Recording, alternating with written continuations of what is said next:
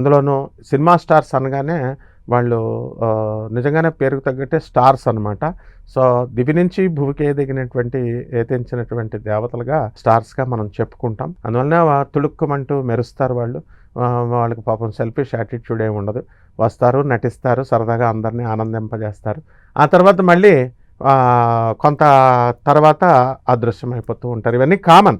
అయితే long standing career రష్మికకు వివాహానంతరం సాధారణంగా మహిళలకి హీరోయిన్లకి ఏమవుతుందంటే కొంతకాలం కెరీర్ బాగున్న తర్వాత మ్యారేజ్ అయిన తర్వాత కెరీర్ అనేటటువంటిది ఆగుతుంది స్లోగా జనరల్గా. ఎందువల్లంటే తెలుగు హీరోయిన్ పల్స్ ఎలా ఉంటుందంటే తెలుగు నాడి ప్రేక్షకుల నాడి పెళ్ళి కాకముందే హీరోయిన్, పెళ్ళైన తర్వాత ఆదరించింది అలా ఎక్కడో జమున గారు, ఒక సావిత్రి గారు అలా అనమాట. సో కన్నడలో ఆ సాంప్రదాయం డిఫరెంట్ ఉంటుంది.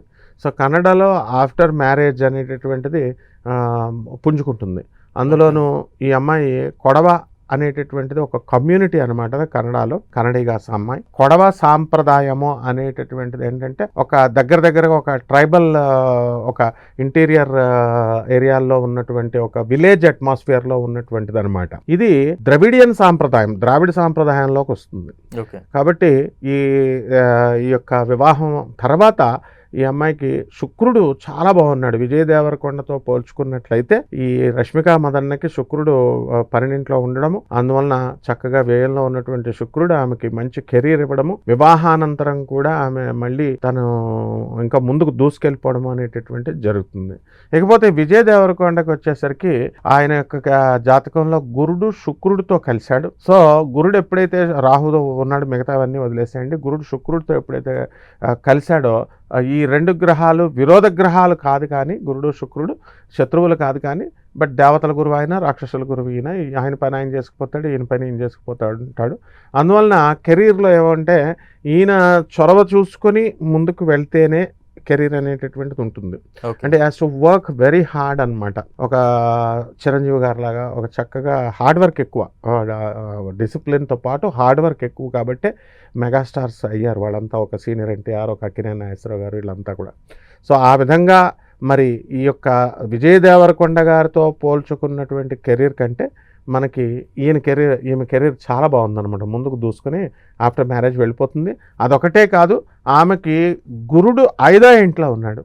దాని ద్వారా ఏమవుతుందంటే వివాహానంతరం మళ్ళీ నెక్స్ట్ మ్యారేజ్ డే వచ్చేసరికి ఆమెకి సంతానం కూడా కలుగుతుంది. So it's a wonderful coincidence అనమాట అండి. రైట్. అంటే సార్ పెళ్ళనగానే అందరూ కూడా ముహూర్త బలం గురించి చూస్తూ ఉంటారు. నిన్న జరిగిన ఈ పెళ్లికి సంబంధించి ఆ ముహూర్త బలం ఎటువంటిది, ఎలా పెట్టారు, ఏంటి? ముహూర్త బలము చాలా మంచి ముహూర్తంలో అయింది వివాహం ఆమెకి. ఇద్దరికి కూడా తులారాశికి అధిపతి అయినటువంటి శుక్రుడు, అలాగే ఈమెకి రష్మికకి, అలాగే విజయ్ దేవరకొండ గారికి ఆరుద్ర నక్షత్రం, మిథున రాశి.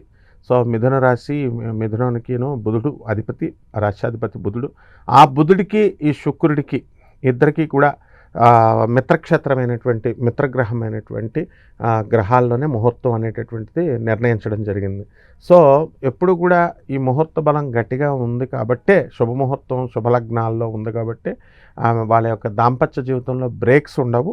అండ్ ఈ యొక్క కలత్ర కారకుడు కూడా ఆమెకు కలత్ర కారకుడైనటువంటి గురుడి యొక్క దశలో, గురుడి యొక్క లగ్నంలో, గురుడి యొక్క అంశలో ఇవన్నీ పెట్టడం అనేటటువంటిది జరిగింది కాబట్టి అన్నీ కూడా శుభాలుగా మనకి పరిణమిస్తాయి అన్నమాట.